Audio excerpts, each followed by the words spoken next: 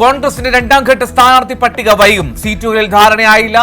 തെരഞ്ഞെടുപ്പ് സമിതി വീണ്ടും യോഗം ചേരും. സുധാകരനും അടൂർ പ്രകാശിനും മത്സരിക്കാൻ ഇളവ് നൽകിയേക്കും. MP-മാർ മത്സരിക്കുന്നത് ഹൈക്കമാൻഡ് തീരുമാനിക്കും. സീറ്റ് വിഭജനത്തിൽ തർക്കമില്ലെന്ന് ചെന്നിത്തലയും സതീശനും സ്ഥാനാർത്ഥിയാക്കുമെന്ന് പാർട്ടി പോസിറ്റീവായി പറഞ്ഞതുകൊണ്ടാണ് മുന്നൊരുക്കങ്ങൾ നടത്തിയതെന്ന് ദീപ്തി മേരി വർഗീസ്.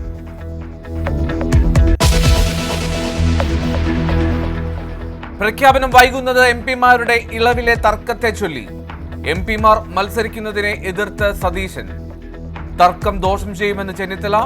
സുധാകരനെ വിമർശിച്ച് മുല്ലപ്പള്ളി രാമചന്ദ്രൻ. പാർട്ടിക്കുള്ളിൽ പറയേണ്ടത് പരസ്യനെ പറയരുത്.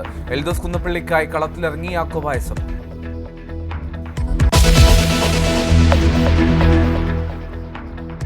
തൊണ്ണൂറ്റഞ്ച് സീറ്റിൽ കോൺഗ്രസ് മത്സരിക്കും. 27 സീറ്റിൽ ലീഗും ജോസഫ് വിഭാഗം 8 സീറ്റിലും മത്സരിക്കും. പയ്യന്നൂരിൽ CPM വിമതൻ വി കുഞ്ഞികൃഷ്ണനെ പിന്തുണയ്ക്കും. തിരുവനന്തപുരം സീറ്റ് CMPക്ക് നൽകി. PV അൻവർ ബേപ്പൂരിൽ.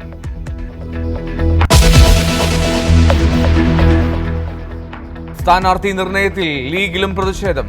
തിരൂരങ്ങാടിയിൽ PMA സമീറിനെ സ്ഥാനാർത്ഥിയാക്കിയതിനെതിരെ അബ്ദുറഹ്മാൻ രണ്ടത്താണി.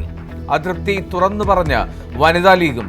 ഫാത്തിമ തെഹ്ലിയ വനിതാ ലീഗല്ലെന്ന് നൂർബിന റഷീദ്.